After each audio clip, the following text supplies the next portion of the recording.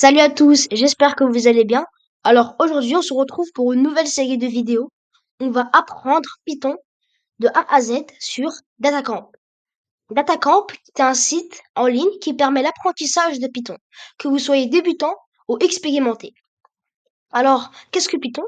Python est un langage de programmation polyvalent, très puissant, qui permet de faire énormément de tâches, que ce soit l'analyse de données, la science de données et plusieurs autres choses. Alors, au fur et à mesure de l'apprentissage de Python, vous devez avoir acquis certaines connaissances en mathématiques. Euh, donc, comme je vous ai dit, on va apprendre Python sur datacamp.com. Moi-même, j'ai perfectionné mon Python sur datacamp.com. Donc, je pense que je peux vous faire une présentation rapide de Datacamp. Donc, c'est une création de compte basique. Vous créez votre compte basique. Il y a le mode payant et le mode gratuit. Alors moi, personnellement, j'ai créé un nouveau compte gratuit pour pouvoir suivre avec vous pour ceux qui n'ont pas les moyens. Voilà. Donc ici, on a le système des XP. Donc le système des XP qui est à peu près comme dans les jeux. Voilà. Donc vous regardez une vidéo de cours, vous gagnez 50 XP. Vous répondez à un quiz. Donc une sorte de question-réponse où vous devez sélectionner la réponse, c'est 50 XP. Et un exercice, c'est 100 XP. Voilà, donc ici le minimum à avoir qu'ils me disent d'avoir c'est 250 XP. Donc je vais faire un tour rapide. Ici on avait la partie accueil. Là on a la partie apprentissage. Donc on a la partie cours ici. Alors pour vous dire, ce site est spécialisé dans l'apprentissage de Python. Donc c'est la première chose qui apparaît ici. Mais ne fait pas que Python. Mais nous on va attaquer Python. Comme je vous ai dit, ici il y a énormément de modules. Ces modules-là qui sont séparés en chapitres, qui sont divisés en chapitres. Ces chapitres-là qui sont divisés en plusieurs cours. Donc, on va dire que c'est assez long. Voilà, donc ici, on a introduction de Python, intermediate Python, donc niveau moyen, Pandas qui est une librairie. Voilà, on va apprendre au fur et à mesure avec des vidéos, donc de professeurs très compétents qui vont nous apprendre Python très facilement. Donc ici, on a aussi la partie pratique.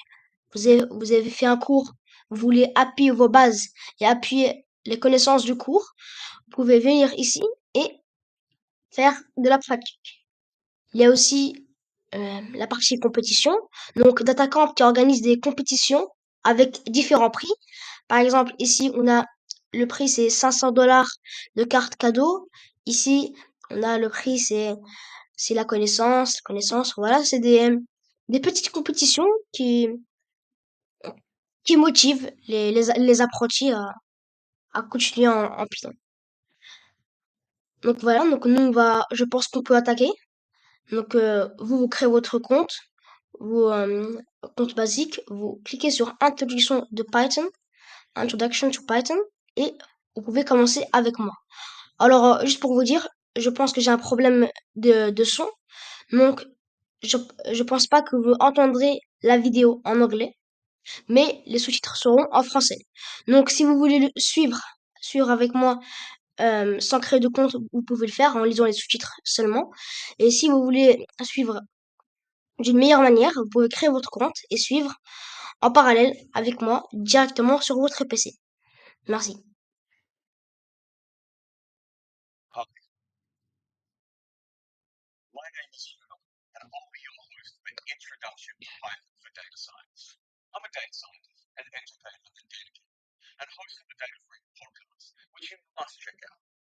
In this course, you will learn Python for data science through video lessons like this one and interactive exercises. You get your own Python session where you can experiment and try to come up with the correct code to solve the instructions. You're learning by doing while receiving customized and instant feedback on your work. Python was conceived by Guido van Rossum. Here you can see a photo of me with Guido. What started as a hobby project soon became a general purpose programming language. Nowadays, you can use Python to build practically any piece of software. But how did this happen? Well, source. It's free to use. Second, it's very easy to build packages in Python, which is code that you can share with other people to solve specific problems. Throughout time, more and more of these packages specifically built for data science being developed. Suppose you want to make some fancy visualizations of your company's sales. There's a package. Or what about connecting to a database to analyze sensor measurements? There's also a package for that. People often refer to Python as the Swiss Army knife of programming languages, as you can do almost anything with them. In this course, we'll start to build up your data science coding skills bit by bit, so make sure to stick around to see how powerful the language can be. Our courses focus on Python 3. To install Python 3 on your instance, follow the steps of this URL. Now that you're all experienced for Python, let's start experimenting. I'll start with a Python shell, a place where you can type Python code and immediately see the results. In DataCam's exercise interface, this shell is embedded here. Let's start simple and use Python as a calculator. Let me type 4 plus 5 and hit enter. Python interprets what you typed and prints the result of your calculation, 9. The Python shell that's used here is actually not the original one. We're using IPython, short for Interactive Python, which is some kind of juiced up version of original Python that'll be useful later on. IPython was created by Fernando Correas and is part of the broader Jupyter ecosystem. Apart from interactively working with Python, you can also have Python run so-called Python scripts. These Python scripts are simply text files with the extension .py, which basically a list of Python commands that are executed almost as if you were typing the commands in the shell yourself, line by line. Let's put the command from before in a script now, which can be found here in DataCam's interface. The next step is executing the script by clicking Submit Answer. If you execute this script in the DataCam interface, there's nothing in the output pane. That's because you have to explicitly use print inside scripts if you want to generate output during execution. Let's wrap up read this calculation in a print call and rerun the script. This time, the same output as before is generated. Great. Putting your code in Python scripts instead of manually retyping every step interactively will help you to keep structure and avoid retyping everything over and over again if you want to make a change. You simply make the change in the script and rerun the entire thing. Now that you've got an idea about different ways of working with Python, I suggest you head over to the exercises. Use the IPython shell for experimentation and use the Python script editor to code the actual answer. If you click Submit Answer, your script will be executed and checked for correctness. Get coding and don't forget to have fun.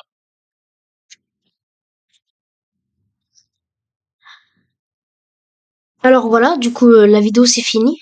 On m'a directement renvoyé vers la petite question que je vous disais auparavant. Donc ici, la question, c'est When to use Python? Quand utiliser Python? Ici, ils disent que Python est un langage flexible. Ils ont mis un flexible en gras. Du coup, je pense que c'est un élément important pour pouvoir répondre à la réponse. For which applications can you use Python? Donc, pour quels éléments tu utilises Python? Donc ici, je dois répondre la bonne réponse. Donc ici, for quick calculations, donc pour quelques calculs. Ici, develop a database driven website, donc développer une base de données automatique pour un site web. La troisième réponse, c'est clean and analyze data, donc nettoyer et analyser des données. Et la quatrième, c'est all of the above, donc tous. Donc, dans la vidéo, ils nous ont dit, donc, ils nous ont montré, ils faisaient quelques calculs. Donc, je pense que la 1, c'est bon. La 2, develop a database driven website. Oui, ils ont également parlé de ça dans dans la vidéo. Et la 3 aussi. Donc, moi, je pense que je vais sélectionner la réponse 4. On va essayer. Sum-bit answer. Et voilà, c'est bien bon. Correct. Python is an extremely flexible language. Donc, c'est un langage extrêmement flexible. On continue. Je vais vous traduire étape par étape l'exercice. Donc, on commence. The Python interface. L'interface Python. Hit run code to run your first Python code with datacamp and see the output. Donc, ils disent que clique sur run code pour lancer ton premier code Python avec datacamp et regarde le résultat. Donc, run code ici qui est un bouton pour pouvoir lancer le code, mais il ne sera pas corrigé par le système. Alors que soumettre sum-bit answer, soumettre la réponse, sera lancé et corrigé par le système. Du coup, si vous voulez essayer votre code sans être corrigé, vous pouvez cliquer directement sur Run Code, qui veut dire exécuter le code. On continue. Notice the script.py window. This is where you can type Python code to solve exercise. Donc ici, note que la fenêtre script.py, script qui est le nom du fichier, et .py qui est l'extension du fichier. Donc l'extension du fichier, je vais vous donner un exemple. Par exemple, quand vous créez un fichier texte, vous écrivez du texte, l'extension c'est .txt. Donc chaque type de fichier a une extension unique. Donc ici, pour les fichiers Python, c'est .py, .py. Et on peut nommer les fichiers comme on veut. Donc ici, ils l'ont appelé script. Donc ici, note que la fenêtre script.py, la fenêtre qui est ici, this is where you can type Python code to solve exercise. Donc c'est ici qu'on tapera du code Python pour pouvoir résoudre les exercices. You can hit run code and submit answer as often as you want. Donc, ils disent ici que tu peux exécuter le code, cliquer sur ces deux boutons-là. Donc, exécuter le code et soumettre la réponse quand on veut. Donc, on peut cliquer sur ces deux boutons quand on veut. Donc, ils seront jamais désactivés. Donc, ici, ils disent, if you're stuck, you can click get hint and ultimately get solution. Donc, ici, ils nous disent que si on est bloqué, on peut cliquer sur le bouton Take Hint, donc avoir une aide, et avoir directement Ultimately Get Solution, avoir la solution. You can also use the IPython shell interactively by typing commands and hitting Enter. Donc, comme dans la vidéo, comme ils nous ont expliqué dans la vidéo, donc IPython shell, qui est un moyen d'écrire du code Python, mais plus rapidement, donc pour pouvoir faire des tests. Voilà. Donc, tu peux aussi utiliser de IPython shell, donc cette fenêtre qui est en dessous, donc interactivement en tapant des commandes et cliquer sur entrée, donc entrée du clavier. On peut essayer. On va ici écrire 4 plus 5. Le résultat nous donne bien 9. Donc here your code will not be checked for correctness, so it is a great way to experiment. Donc comme ils l'ont dit, donc ici le code ne sera pas checké il ne sera pas checké ni corrigé.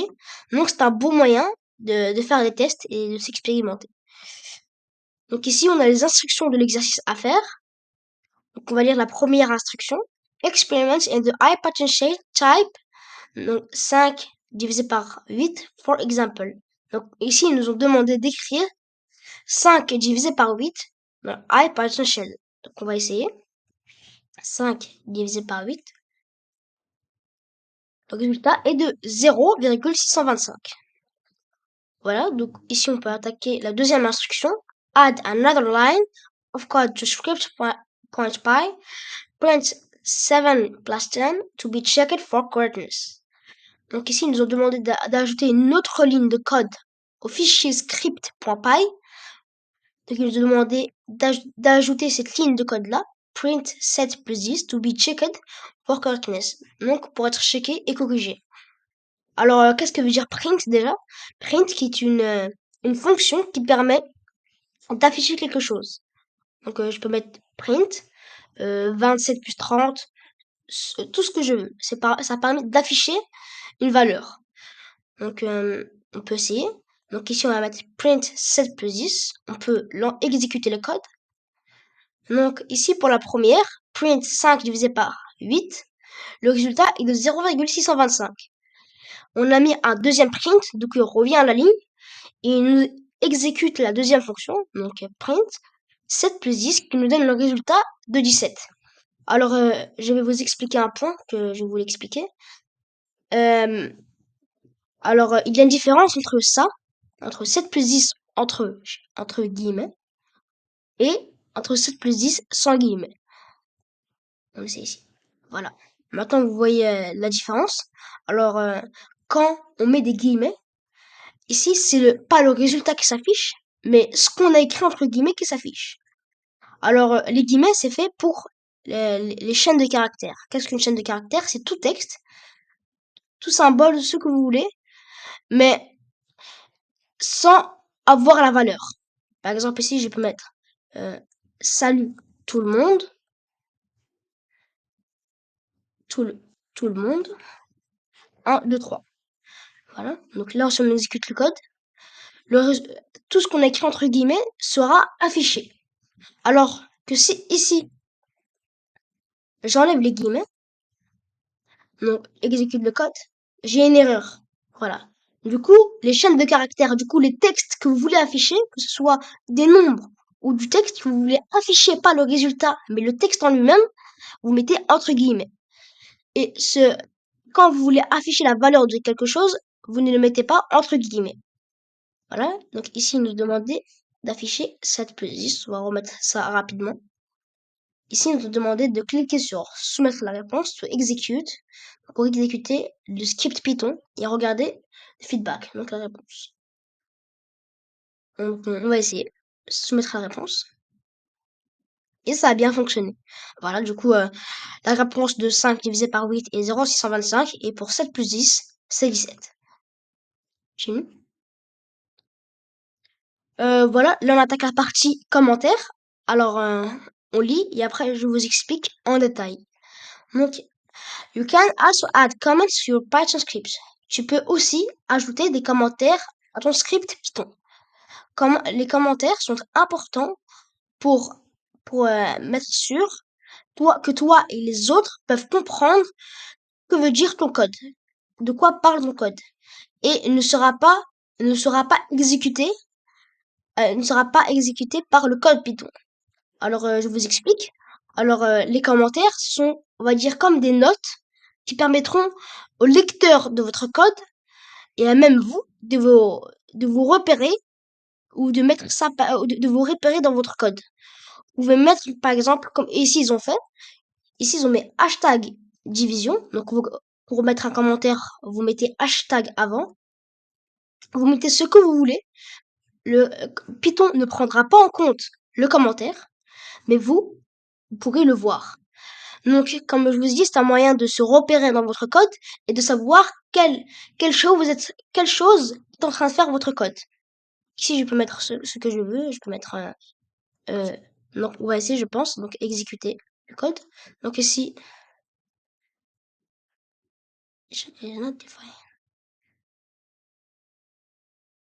ah oui, il y a un problème. Donc, ici, on voit que le résultat, c'est 0,625 et 17. Si ici, je mets